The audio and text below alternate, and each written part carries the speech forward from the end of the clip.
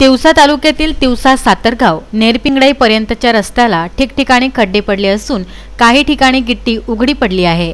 त्यामुळे या रस्त्याने वाहतूक करणे कठीण झाले आहे। या मार्गाने तिवसा ते सातरगाव, मोर्शी, सिरलस, राजूरवाडी, नेरपिंगळाई, लेहेगाव, चांदूर बाजार या गावी जाण्याकरिता 2 चाकी वाहनांपासून ते मोठ्या वाहनांची सतत वर्दळ असते।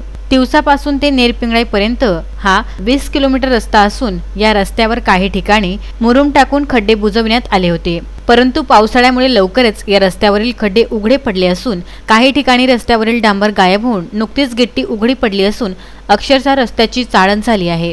तिवसावरून चांदूर बाजार जाण्याकरिता हा रस्ता कमी अंतराचा असल्यामुळे या मार्गावर नेहमी वाहनांची वर्दळ असते।